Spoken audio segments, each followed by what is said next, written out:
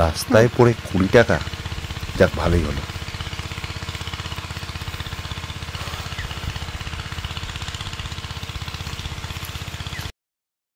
মা, আজ রাস্তায় না 20 টাকা কুড়িয়ে পেয়েছি, ওটা দিয়ে রাত্রিবেলায় এক প্যাকেট চাউমিন কিনে নেবো।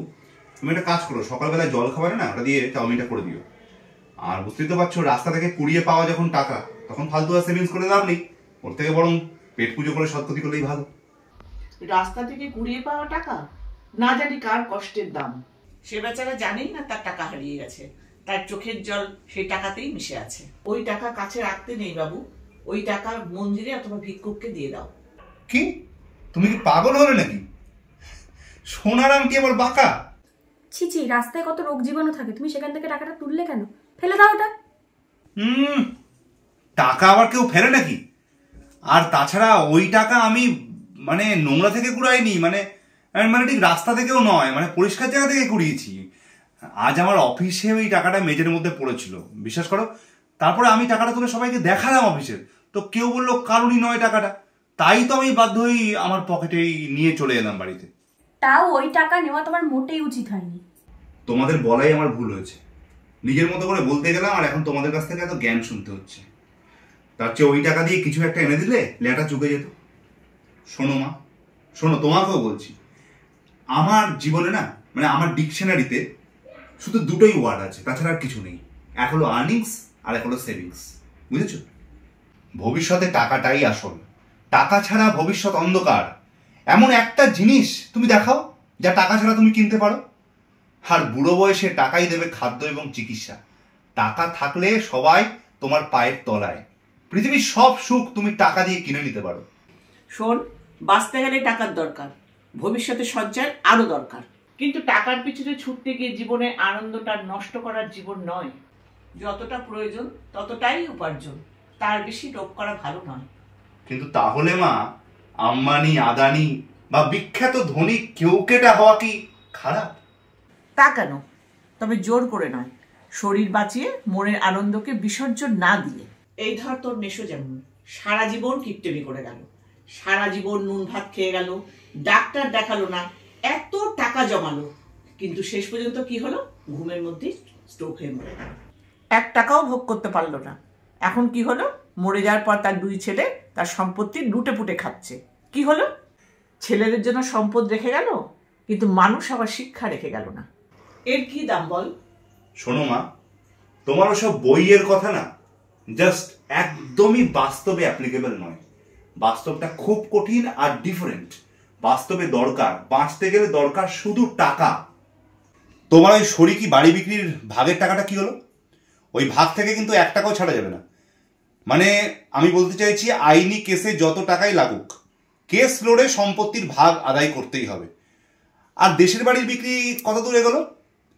আমি বলছি শোনো, 4 কাঠা জমির ওপর বাড়ি তো, পুরনো সস্তার সেন্টিমেন্ট দেখে বাবার মৃত্যুর এত বছর পরও ফালতু ওই বাড়ি আগলে না রেখে আর কোনো ফ্যামিলিকে ওই বাড়ি বিক্রি না করে স্ট্রেট প্রমোটারকে ছেড়ে দাও মা, ভালো দাম পাবো।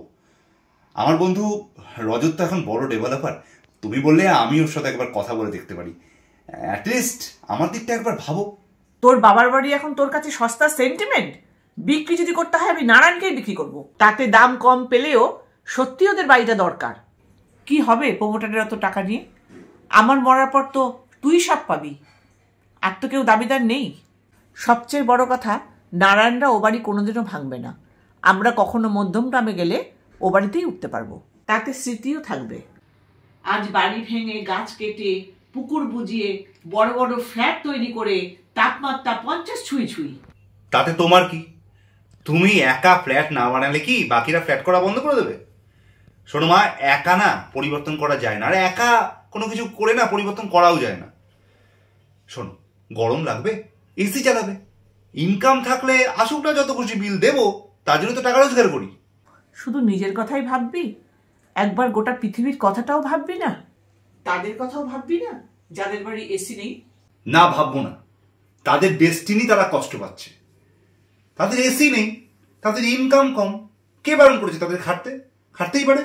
কিন্তু কান পাতলেই শোনা যায় তুই অসৎ উপায়ে টাকা ইনকাম করতেও পিছু পা হোস না। Right you are. আমি গু থেকে কয়েন তুলে নিতে ভাবি না। হরিপুরের জমিটা কিন্তু গ্রামের লোকেদের মন্দির করতে দানপত্র তুমি করছো না মা, ওটা তুমি আমায় দিচ্ছ, বুঝেছ? ওটাই আমি বিয়ার ফ্যাক্টরি করব। সুবিমলদার সঙ্গে আমার এই বিষয়ে ফাইনাল ডিল অলরেডি হয়ে গেছে। তুই শেষে মদের ফ্যাক্টরি করবি টাকার জন্য? ছি, কি মানসিকতা! আমি সেটা বাচ্চাদের স্কুলের জন্য দানপত্র করব, এটাই আমার ফাইনাল, তুই শুনে রাখ। তাই নাকি? ভালো, স্কুল করো, হাসপাতাল করো, দাতব্যখানা করো, আমিও দেখছি। শোন রনি, মৃত্যুকালে টাকা আর কোনো কাজে আসে না। ভালো কাজ করে গেলে শেষ সময় লোকে সাথ দেবে, আর গোটা পৃথিবীটা যখন উত্তপ্ত তাওয়ায় পরিণত হবে তখন আর কোনো এসি কাজ করবে না। জল না পেয়ে, খাবার না পেয়ে, বাতাস না পেয়ে সেদিন প্রাসাদের অন্দরমহলে টাকার বিছানা শুয়ে টাকা খেয়ে দম বন্ধ হয়ে মানুষ মরবে। শুধু সেদিনই সে বুঝবে টাকার ওপরেও সত্য হলো জীবন, সম্পর্ক আর ভালোবাসা।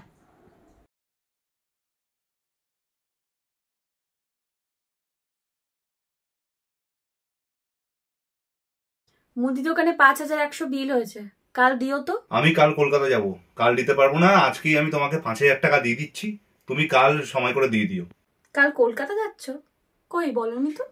আরে কি বলবো, আজই তো ঠিক হলো, ব্যবসার কাজ দুম করে তো ঠিক হয়। বুঝলাম, কিন্তু 5,000 নয় মশাই, আর 100। ঠিক আছে, কাল দিয়ে দেবো। এই একদম না, অত টাকার মাল নিয়েছো, 100 টাকা ডিসকাউন্ট একদম দেবে না শর্মিলা। আরে ছোট দোকান, ওই 100 টাকায় হয়তো লাভ, গরিবের টাকা নিয়ে অত দাম দর করতে নেই গো। যেটা বোঝো না সেটা নিয়ে কথা বলো না তো। গরিব না ছাই, মুদিওয়ালাদের প্রচুর লাভ, ওই 5,000 টাকাই তুমি দেবে। টাকা কি গাছে বলে নাকি?